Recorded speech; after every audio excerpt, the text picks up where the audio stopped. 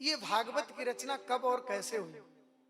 बोले ये द्वापर के अंत में सरस्वती नदी के तट पर महर्षि वेद व्यास बैठे थे कि आगे कलयुग आने वाला है। कलयुग में जीवों के मंद बुद्धि अश्रद्धालु होंगे, इनकी कामनाएं इतनी लंबी होगी, मंदिर में भी जाएंगे तो इतनी लंबी लिस्ट लेके जाएंगे। किसी महात्मा के पास जाएंगे, महाराज जी ये देखो मेरे बेटे की शादी होगी कि नहीं, दुकान चलेगी कि नहीं। अभी जाके ऐसे ही प्रश्न होंगे, भगवान के सामने भी वहां भी मन्नत मानी जाएगी। तो जानते थे कि बड़ा कामना से ग्रसित होगा, लाओ कोई ऐसी कलम चलाएं जिससे सुनने वाले को कन्हैया प्यारा लगने लगे। बोलो जय श्री कृष्ण। महर्षि वेदव्यास बैठे थे विचार मग्न, उसी समय नारद जी आ गए। नारद जी का स्वागत किया, स्वागतम सुस्वागतम, स्वागत किया और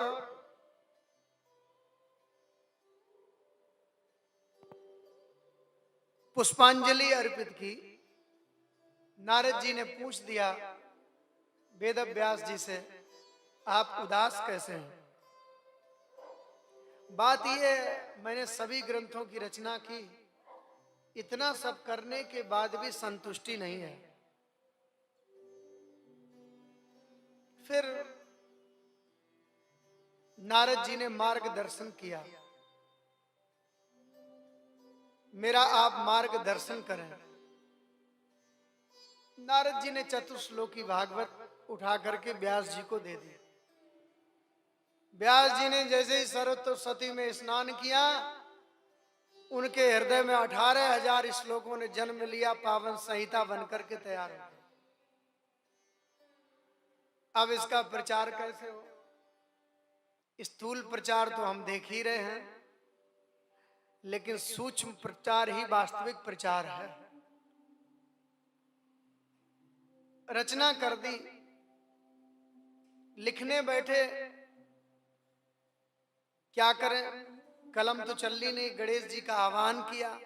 भागवत के लेखक तो गणेश जी हैं और ज्ञान इसमें महर्षि वेदव्यास जी का है। महर्षि वेदव्यास बोलते हैं, गणेश जी लिखते हैं। दुनिया में गणेश जैसा लेखक नहीं हो पाया। गणेश जी की कलम जितनी तेज वो चलाते थे, किसी देवी देवता की इतनी तेज कलम कोई नहीं चला सकता। अरे महाराज, बड़े बड़े कलम चलाने वाले स्टेनो फेल। गणेश जी की, महर्षि वेदव्यास जी की शर्त हो गई। गणेश जी का आह्वान किया। कैसे याद किया? बोले बात यह है, हम आज अंतिम ग्रंथ लिखने जा रहे हैं, इसके बाद कुछ नहीं। हमारी वृद्धावस्था है, मैं बोलूंगा आप लिखोगे। गणेश जी बोले मैं लिखूंगा तो सही, लेकिन मेरी एक शर्त है। क्या? मैं कभी भी खाली नहीं बैठता हूं।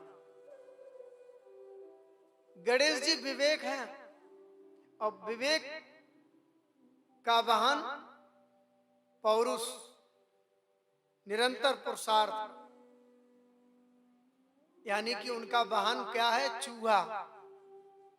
आप देखिए, चूहे को आपने देखा, कभी खाली नहीं बैठता है। आप रात में सोते रहो, वो काम करता रहेगा। यानी कि जो ज्ञानी, उन्हें पौरुष का तो चाहिए वाहन, जो निरंतर क्रियाशील हैं, उनके पास रिद्धि सिद्धि भी आ जाती है। रिद्धि और सिद्धि, इसका बहुत बड़ा विज्ञान है। बोलो जय श्री कृष्ण। अगर हमारी कलम बंद हो गई तो मैं उठ के चला जाऊंगा। व्यास जी बोले ठीक है। व्यास जी बोले हमारी भी शर्त है, मैं जो भी बोलूं वो उचित है या अनुचित, उसका अर्थ समझ करके ही लिखिएगा। भागवत में 8800 कूट श्लोक हैं, उनका अर्थ बड़ा ही गंभीर है। अपने हिसाब से लोग अर्थ तो करते हैं, वो तो महर्षि वेदव्यास सुखदेव जैसे ही उसका अर्थ पूरा खोल सकते हैं। बोलो जय श्री कृष्ण। ये भागवत जो है ये दार्शनिक विषय है। आज जो कथाएं हो रही हैं इनकी शकल दूसरी है, लेकिन इसका जो दार्शनिक पक्ष है ना, बड़ा क्रांतिकारी है। सब कुछ है इसके अंदर। अब दार्शनिक विचारों से कथा करोगे तो 7 दिन में क्या पूरी हो रही? 7 दिन में तो चौथाई भी बात नहीं होगी, एक ही 2 प्रसंग पूरे हो पाएंगे। इसलिए भागवत को सुनना नहीं बताया, पीना बताया है। इसको धीरे धीरे पियो। और सुखदेव जी ने भी सनई सनई लिखा, तत्रा ययौ षोडश वार्षिकस तदा व्यासात्मजौ ज्ञान महाब्द चंद्रमा कथावसाने निजलाभ पूर्ण प्रेमणा पठन भागवतम सनई सनई। सनई सनई इसका पान किया, और ऐसा पान किया पीने के बाद परमहंस हो गए।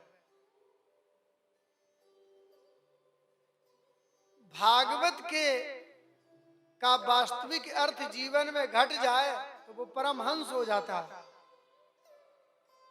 और वैसे तो भागवत कल्प वृक्ष है, इसके नीचे बैठ करके जो कामना करोगे आपकी पूरी हो जाएगी तुरंत। ऐसा भी है। बोलो जय श्री कृष्ण। कोई अपनी बड़ी कामना रख करके कथा करवाए तो झटाफट से उसकी कामना पूरी हो जाएगी। ये तो कल्प वृक्ष है। और कोई सोचे हमारी मुक्ति हो जाए, और कोई कथा करे कि भागवत से अर्थ सिद्धि हो जाए, तो देखिए बड़े बड़े वक्ताओं की माला माल बैठे हैं साहब। बोलो जय श्री कृष्ण। हैं करोड़ों खरबों पति, और भागवत से अर्थ, भागवत से कामना पूरी हो, वो भी सब पूरी हो जाती है। लेकिन भागवत का अर्थ जिसके जीवन में उतर जाए वो तो महाराज परमहंस हो जाता है। उसका तो जीवन प्रेम से भर जाता है। इसलिए इसको पीना बताया है।